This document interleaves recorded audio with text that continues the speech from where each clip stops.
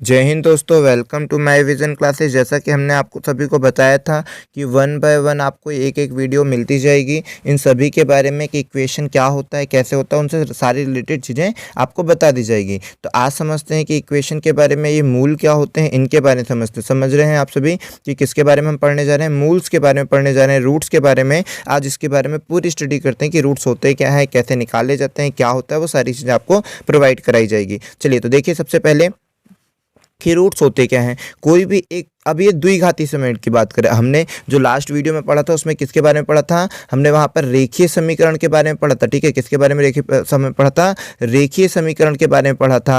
आज हम पढ़ रहे हैं द्विघाती समीकरण। ठीक है, आपको ये भी याद होना चाहिए किसके बारे में पढ़े, द्विघाती समीकरण। सर अब आपको ये कैसे पता चला ये द्विघाती समीकरण है, क्योंकि इसकी घात 2 है, तो इसकी घात 2 होने के कारण क्या कहा जाता है, द्विघातीय समीकरण। आई होप कि ये बात आपको क्लियर हुई होगी कि इसे द्विघाती समीकरण क्यों कहा जाता है, क्योंकि इसमें घात 2 होती है ना। मैक्सिमम घात जो होती है वो 2 होती है। यहाँ देखिए, यहाँ एक घात है मैक्सिमम, यहाँ 2 घात है, तो मैक्सिमम घात जो होती है उस समीकरण को उस घातीय समीकरण कह दिया जाता है। जैसे 2 घात है तो द्विघाती, 3 होता है तो त्रिघाती, 4 है तो चतुर्घाती। एक्स की मतलब हमने आपको लास्ट क्लास में ही बताया था, वेरिएबल और कांस्टेंट क्या होते हैं। तो देखिए, इस सी को क्या कहा जाता है, कांस्टेंट कहा जाता है एक्स, और इस एक्स को भी क्या कहा जाएगा, वेरिएबल्स कहा जाएगा, और इसको क्या कहा जाएगा, कोफिशिएंट कहा जाएगा, गुणांक कहा जाएगा। आई होप कि आपको ये बात याद होगी। ठीक है, जो भी हमने आपको बताई होगी। अब चलते हैं नेक्स्ट चीज़ों पर, स्टार्ट करते हैं कि आज की चीज़ों पर। वो तो प्रीवियस बातें थी, आपको याद होनी चाहिए। देखिए कि कोई भी अगर एक द्विघाती समीकरण होता है, ये पूरा एक द्विघाती समीकरण है, कोई भी अगर एक द्विघाती समीकरण होता है,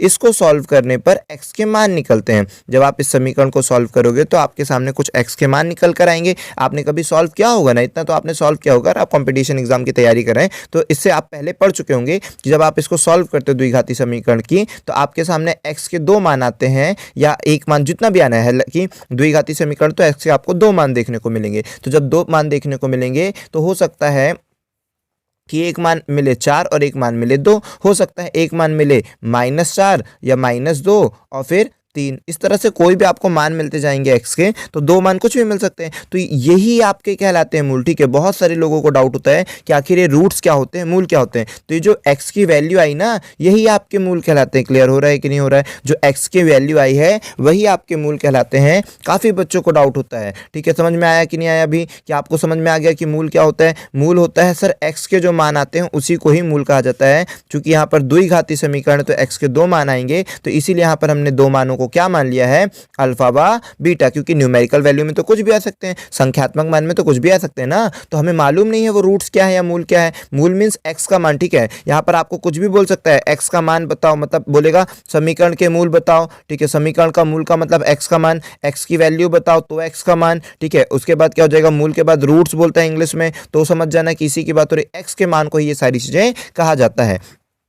इसके बाद आते हैं किस पे, कि अपन ने अभी 2 द्विघाती समीकरण था तो 2 मूल एक्स अल्फा व बीटा मान लिए, उसके मान कुछ भी हो सकते हैं, 4, 3, 2 कुछ भी आ सकते हैं, तो इसके एक्स का मान कुछ भी आएगा। अब देखिए, ये होता है मूलों का गुणनफल। क्या कहलाता है, हमने इसे केवल अलजेब्रिक फॉर्म पर लिख दिया, अल्फा प्लस बीटा। यहाँ पर हिंदी में लिख लीजिएगा कि इसको हमने क्या लिखा है, मूलों का योग। ठीक है, कि मूलों के योग का फॉर्मूला क्या होता है। तो याद रखिएगा, अगर आपको द्विघाती समीकरण इस तरह का दिख रहा है, सारे के सारे इस फॉर्म पर होने चाहिए। ठीक है, तो वहां पर आपका जो फॉर्मूला जमेगा वो जमेगा -b/a। मूलों के योगफल का फॉर्मूला क्या होता है, -b/a, और फिर मूलों के गुणनफल का फॉर्मूला क्या होता है, c/a। तो आपको दोनों के दोनों तरीके अच्छी तरह से याद होने चाहिए। यहाँ पर पूरे में लिख लीजिएगा कि मूलों का गुणनफल। ठीक है, मूलों का क्या लिख देना, गुणनफल लिख दीजिएगा। ठीक है, ये पूरा मूलों का गुणनफल होगा। तो अच्छी तरह से हमने आपको नोट्स प्रोवाइड कराए हैं, पीडीएफ भी आपको टेलीग्राम पे चैनल पे प्रोवाइड कर दी जाएगी। चलिए, तो ये मूलों के गुणनफल का फॉर्मूला होगा c/a, मूलों के योगफल का फॉर्मूला होगा -b/a। अब ये तो आते ही आता है पेपर में सर जी, इसके अलावा क्या क्या आता है। कई बार आपको सारी चीजें काम की है, एक एक चीज आपके काम की है भाई। कई बार आपसे फॉर्मूला पूछ लेता है, कई बार आपको न्यूमेरिकल दे देगा, कुछ भी दे देगा, आपसे सब बनना चाहिए। ठीक है, तो मूलों के योगफल, मूलों का गुणनफल का फॉर्मूला याद हो गया, योगफल है -b/a, c/a। एक्चुअली में सर ये b क्या है, एक्चुअली में ये b क्या है, तो आप देखिए b किसका गुणांक है, x का गुणांक है ना, कोफिशिएंट ऑफ x है। सर a क्या है, तो a है कोफिशिएंट ऑफ x स्क्वायर। ठीक है, या फिर x स्क्वायर का गुणांक, दोनों में से दोनों आपको याद होना चाहिए, क्योंकि कई लोग इंग्लिश वाले भी देखते हैं, हिंदी वाले भी देखते हैं, तो सभी को लेकर चलना होता है। ठीक है, तो यहाँ देखिए कि b क्या है सर, b है x का गुणांक, x का कोफिशिएंट, a क्या है x स्क्वायर का कोफिशिएंट, उसके बाद अल्फा इंटू बीटा, c क्या है अचर मान है और ए क्या है, एक्स स्क्वायर का गुणांक। तो कल को पेपर में आपसे ये पूछ लिया जाएगा कि मूलों के योगफल का फॉर्मूला क्या होता है। ठीक है, इस तरह का एक समीकरण दे देगा और बोलेगा मूलों का योगफल बराबर में क्या है, अगर अल्फा बीटा मूल है तो उसमें क्या है। तो आपको याद होना चाहिए कि इसका फॉर्मूला होता है माइनस बी अपॉन में ए, और बी का मतलब क्या होता है, एक्स का गुणांक। तो यहाँ पे लिख देना एक्स का गुणांक माइनस एक्स के गुणांक। ठीक है, उसके बाद ए का मतलब क्या हो जाता है, ए किसका गुणांक है भाई, एक्स स्क्वायर का गुणांक, तो एक्स स्क्वायर का गुणांक। इसके बाद क्या रहेगा यहाँ पर, ये भी चीज़ें आपको याद होनी चाहिए और रटने की कोई जरूरत नहीं, आपको केवल एक ही चीज़ याद रखें, उसके बाद आप ये सारी चीज़ें बनाना सीख जाएंगे। ठीक है, सी का मान क्या दे देगा, अचर पद, अचर पद बदले में वो। आई होप कि आपको क्लियर होगा। अच्छा हाँ, इसमें एक और चीज़ बता दें कि एक्चुअली में होता क्या है, मूलों का योग कैसे निकाल सकते हैं। आपको जरूरी नहीं है कि मूलों का फॉर्मूला ऐसे आप निकालें, आपको जरूरी नहीं कि मूलों के योग का फॉर्मूला आप ऐसे लगा लें, मूलों का गुणनफल का फॉर्मूला ऐसे निकालें। आप इसमें एक्स का मान निकाल दीजिए, आप इस समीकरण को सॉल्व करके एक्स का मान निकाल दीजिए, 4 और 2 आएगा। तो बोलेगा मूलों का योगफल बताओ, जो एक्स का मान आया है ना 4 और 2, इन्हीं को जोड़ देना 6 हो जाएगा। मूलों का गुणनफल बताओ, इन्हीं का गुणा कर देना 8 हो जाएगा। तो ये उत्तर सही हो गया भाई, अगर इन्हीं को जोड़ दोगे तो 6 हो जाएगा, मूलों का योगफल इन्हीं का गुणा कर देना तो 8 हो जाएगा। तो x का मान निकालने के बाद जोड़ दो, मूलों का योगफल हो गया, x का मान निकालने के बाद गुणा कर दो, मूलों का गुणनफल हो गया, ये हो गया। लेकिन वो तो फिर टाइम लगा देगा ना आपसे, x का मान निकालने बैठोगे टाइम नहीं लग जाएगा। ठीक है, हो सकता है फैक्टराइजेशन कर दो, कुछ भी कर दो, तो और कुछ तरीके से भी टाइम लग जाएगा। आप इंस्टेंट करने के लिए आप इस फॉर्मूले का यूज करते हो। ठीक है, तो इंस्टेंट करने के लिए आप इस फॉर्मूले का यूज करते हो। आप चाहो तो मत करो फॉर्मूले का यूज, ऐसे भी कर दो अगर आपसे x का मान निकालते आता है, बट आप खुद जानते हैं कि आपको फॉर्मूला लगाना ही सबसे आसान पड़ता है जब मूलों का योगफल और मूलों का गुणनफल पूछता है। तो चलते हैं नेक्स्ट क्वेश्चन पे। अब देखिए, अब क्या आएगा आपके पेपर में, आपको 2 मूल दे देगा, बोलेगा किसी समीकरण के 2 मूल अल्फा व बीटा, इसका मतलब -4 व 3 है, तो समीकरण का मान बताओ। क्या बोल दिया कि समीकरण ज्ञात करो जिसके मूल अल्फा व बीटा है, -4 व 3 दे दिया, कुछ भी दे देगा, मूलों के मान कुछ भी दे देगा भाई, कोई भी 2 मान दे देगा, हो सकता है -1/3 और 3/5, कुछ भी दे सकता है, कुछ भी दे सकता है, 2 मान आपको कुछ भी दे सकता है। फिर बोलेगा समीकरण बताओ। तो याद रखो, जब आपको 2 मान दे देगा, अल्फा व बीटा या मूल दे देगा, मतलब एक्स के जो 2 मान है वो दे देगा, मूल दे देगा, रूट्स दे देगा, तो आपसे बोलेगा इक्वेशन फाइंड करो। तो उसके लिए इक्वेशन का फॉर्मूला क्या हो जाएगा, एक्स स्क्वायर, ठीक है, minus alpha plus beta into x plus alpha into beta बराबर में 0 आपका फॉर्मूला हो जाएगा। आखिर ये कैसे हुआ सर, तो अभी आप बताओ। देखो, एक कोई भी समीकरण होता है वो होता है a x square plus b x plus C is equal to 0 के फॉर्म पर होता है। अब आप मुझे बताइए मूलों का योग क्या होता है। मूलों के योग का फॉर्मूला होता है अल्फा प्लस बीटा बराबर में माइनस बी अपॉन में ए। तो ये माइनस बी होता है ना, तो इस माइनस बी को हमें यहाँ क्या बनाना है, प्लस बी बनाना है। इस माइनस बी को यहाँ फॉर्मूले पे जो माइनस बी था इसको बनाना है प्लस बी, इसीलिए यहाँ पर पहले ऑलरेडी माइनस लगा देते हैं ताकि ये माइनस मिलकर और ये माइनस मिलकर प्लस बन जाए। ठीक है ना, तो यही फॉर्मूला अपन को बनाना होता है पूरा सेम टू सेम। तो इसीलिए क्या हो जाता है, इस फॉर्मूले में समीकरण मूल जब दिए रहते हैं और आपको समीकरण ज्ञात करना पड़ता है, तो उसके लिए डायरेक्टली जो फॉर्मूला होता है वो होता है x square minus alpha plus beta into x plus alpha into beta बराबर में 0। ये आप अच्छी तरह से याद रखना। इसी को कल को आपसे हिंदी में भी लिख कर देने को मिल जाएगा। ठीक है, कैसे मिल जाएगा कि एक्स स्क्वायर माइनस, यहाँ पर क्या लिखा मिलेगा, मूलों का योग। ठीक है, बहुत होशियार होता है एग्जामिनर, कई बार स्टेटमेंट दे देता है, कई बार फॉर्मूला दे देता है, एक्स प्लस मूलों का गुणनफल बराबर में 0 कर दीजिएगा। ठीक है, याद रखेंगे आप सभी, ये आपको फॉर्मूला मोस्ट इंपॉर्टेंट है भाई, याद रखना। अभी केवल हम आपको फॉर्मूले प्रोवाइड कर रहे हैं, इसके क्वेश्चंस भी आते हैं बहुत अच्छे अच्छे। आपको जब फॉर्मूले बता देंगे, सारी चीजें बता देंगे, तो जब आप प्रैक्टिस सेट लगाएंगे बहुत ज्यादा फायदा आपको देखने को मिलेगा। समझते चलो सारी चीजें।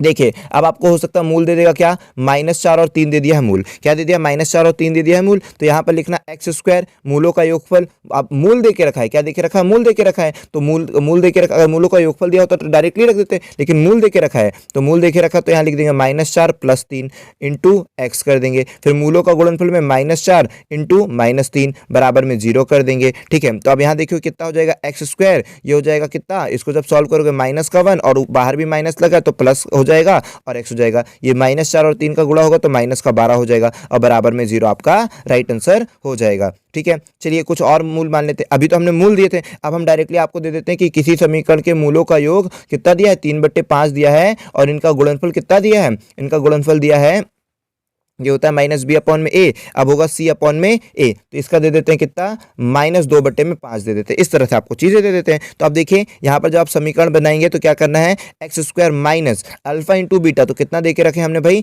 3/5 दिए। मूलों का योगफल डायरेक्टली ना दे दिए, मूल थोड़ी ना दिए कि आप जोड़ने बैठोगे, डायरेक्टली हमने मूलों का योगफल दे दिए x plus alpha into beta कितना दे के रहे हैं, -2/5 दे के रखे हैं बराबर में 0। तो अब जब आप इसको सॉल्व करेंगे तो हो जाएगा 5x² माइनस 3x और -2x और बराबर में 0 आपका समीकरण बन जाएगा। -5x² minus 3x minus 2x बराबर में 0 आपका आंसर हो जाएगा। तो इस तरह की चीजें आपको देखने को मिलेगी पेपर में, सब चीजें बन जानी चाहिए। मूल दे सकता है, मूलों का योगफल दे सकता है। अब आओ नेक्स्ट टॉपिक पे, नेक्स्ट टॉपिक पर आओ कि भाई क्या आएगा पेपर में। अब इसको समझते हैं, समीकरण की कोटि, मोस्ट इंपॉर्टेंट टॉपिक हो जाता है ये कोटि। एक एक नंबर आपके लिए कीमती, और वो हर एक नंबर को हम आपके लिए बचत करा रहे हैं कि क्या क्या चीजें पूछेगा और कैसे कैसे पूछेगा, सब आपसे बनना चाहिए। देखो समीकरण की कोटि क्या होता है, कोई भी समीकरण ना ax² plus bx plus C is equal to 0, जैसे एक समीकरण है, इसको क्या बोला आपने, द्विघाती समीकरण। तो आपने ऐसे कैसे बोल दिया द्विघाती समीकरण, सामने वाला बोला नहीं इसको तीन घाती समीकरण बोलो ना, तो आप उसको क्या समझाते हो कि देखो भाई यहाँ पर मैक्सिमम घात क्या है, 2 है, तो ये द्विघाती समीकरण कहलाएगा। अगर मैक्सिमम घात 1 होती तो इस रेखीय समीकरण कहलाता,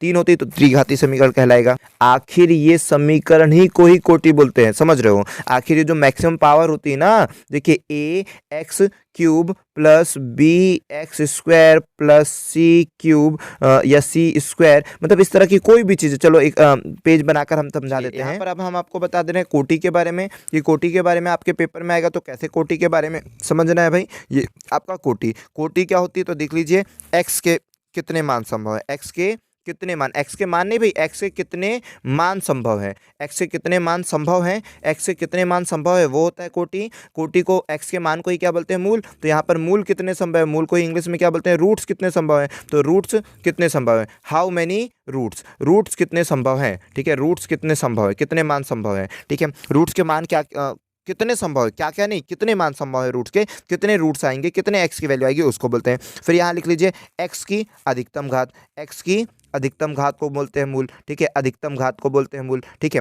इसके बाद लिखो चर, एक्स के अलावा भी ना चर आ सकता है, तो चर की अधिकतम घात को बोलते हैं। सब लिखते जाओ, एक्स के कितने मान संभव हैं, कोटि का मतलब होता है कितने मूल संभव हैं, वो कोटि कहलाता है। एक्स की अधिकतम घात कितनी है, उसको कोटि बोलते हैं। कितने चर मान संभव हैं, इसे कोटि कहा जाता है। आई होप कि आप अच्छे से लिख सकते हैं ना, आप इसे अच्छे से नोट्स में इंक्लूड करेगा कि कोटि क्या क्या होती है। अच्छी तरह से नोट्स बने हुए, बड़े काम की चीज़ें हैं, ठीक है। उसके बाद देखिए कि सर कोटि के बारे में और क्या, तो एक्चुअली में और समझिए भाई, कोटि तो समझ में आ गई। जैसे मान लीजिए हमने कहा, तो ये सारी चीज़ समझ में आ गई। हमने आपको दिया समीकरण कौन सा, ax² प्लस 3, मतलब कुछ भी दे देना, ax क्यों दे रहे हैं, ax क्यों लिख रहे हैं, कुछ भी वहाँ पर नंबर लिख देते हैं। 3x की घात 5 plus 4x² plus 3x³ plus 2x plus 1 is equal to 0, इस तरह से दे दिया। तो बोलेगा इस समीकरण में, वो क्या बोलेगा, इस समीकरण में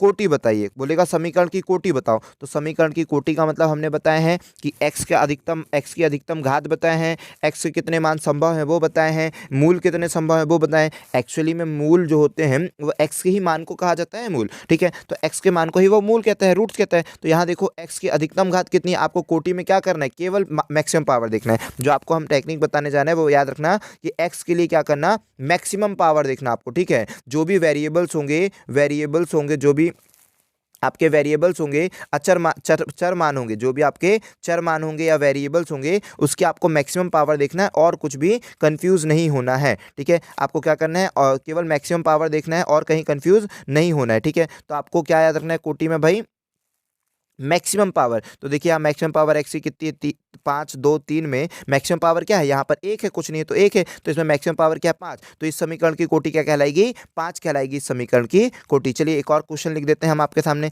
3x² plus 5x 8 plus 6x 7 बराबर में 0, इस तरह के दे दिए। तो इस समीकरण की कोटि क्या है, तो इस समीकरण की कोटि आपकी क्या कहलाएगी, 8। मैक्सिमम पावर को ही कोटि कहा जाता है। आई होप कि आपको ये क्लियर होगा, ठीक है। उसके बाद कल को अगर कैसा दे दे भाई, ये चीज़ें तो हो गई। जब सेम चीज़ें x रहे, मान लीजिए सर कल को ऐसा रहेगा तो 3x² y³ प्लस 5x²